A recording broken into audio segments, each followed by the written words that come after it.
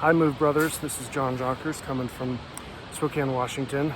Had this great idea to film my devotion by the Spokane River, but it's really loud right now, so I just moved up into the trees. I live about 3 miles that way, and Ron Hager lives about 4 miles that way. And if any of you remember the Justin C. Hager Memorial Run, the route for that's about 50 yards that way. I've been on 5 move trips starting in 2005, and just grown to really love the ministry. I spoke with Aaron a couple weeks back, and I mentioned that I'd like to do a devotion on C.S. Lewis's book, The Screwtape Letters. I wrote some notes because I just didn't want to get any of the dates wrong or any of the scriptures wrong or so, but C.S. Lewis, at the foreword of the Screwtape Letters, said, "No man who says I'm as good as you believes it. He would not say it if he did." According to some online reviews and whatnot, The Screwtape Letters is a Christian apologetic novel by C.S. Lewis. It's written in satirical, epistolary style, and while it's fictional in the format, the plot and the characters are used to address Christian theological issues, primarily those to do with temptations or resistance to it. First published in February 1942, the story takes the form of a series of letters from a senior demon named Screwtape to his nephew, Wormwood, a junior tempter. The uncle's mentorship pertains to the nephew's responsibility in securing the damnation of a British man known only as the Patient. I read Screwtape Letters probably once every 3 to 5 years. C.S. Lewis is definitely one of my favorite writers, and every time I pick it up again, I learn something new.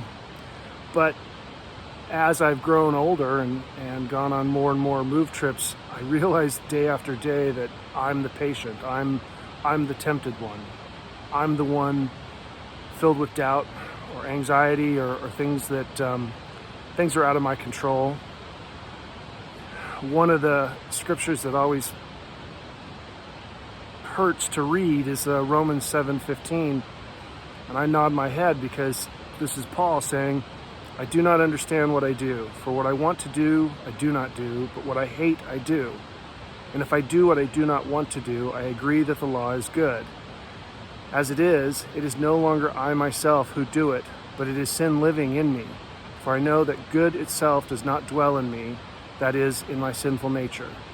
For I have the desire to do what is good, but I cannot carry it out. For I do not do the good I want to do, but the evil I do not want to do, this I keep on doing."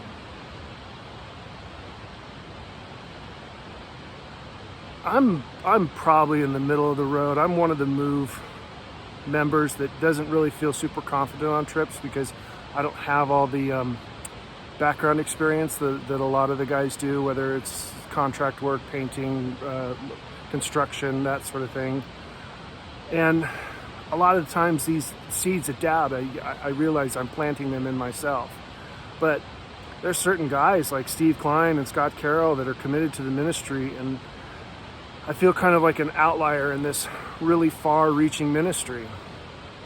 I can't really pinpoint a single reason for my dedication to the ministry, not the median of the folks on the plane, but that's exactly where the junior tempter, that's exactly where the demons work together to plant these seeds of doubt.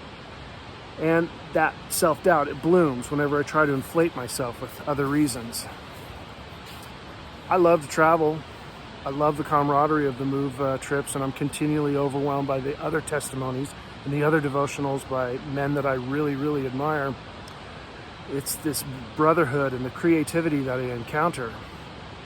Selfishly, I want to be involved in a really successful and far-reaching international ministry. But I'm also a little lazy, and I'd like to pick trips where it's kind of convenient. I have other responsibilities in my life, as do everybody else. So long as I don't suffer too much, and so long as Porter doesn't pick on me or is mean to me or something, then I'm okay. But there have been a few trips that I've been really defeated and really insecure. And yeah, I'm probably one of those guys counting the days down so that we don't have the same breakfast that we've had 9 days in a row. And that's the point where I can feel wormwood beginning to work on me. And this is the point where we begin praying for our supplies. And these are the points where, as Dave says, this is where the rubber meets the road. And this is the point where a move trip might unravel, but it doesn't.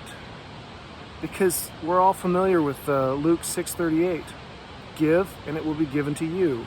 A good measure, pressed down, shaken together, and running over, will be poured into your lap. For with the measure you use, it will be measured to you.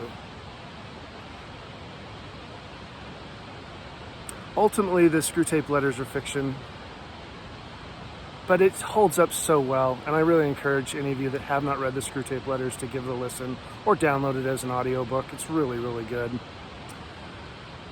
Nevertheless, I return to that book every so often because it shines a light on my personal struggles. It shines a light on deceit tactics.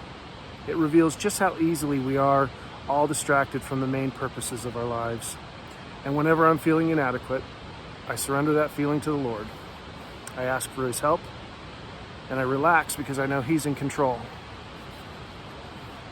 God bless you guys. I really hope our paths cross again soon. And Kevin Gracie, did you ever give me my tape measure back? I gave it to you, and you set it down, and you said you were going to give it back to me, and I still haven't got it.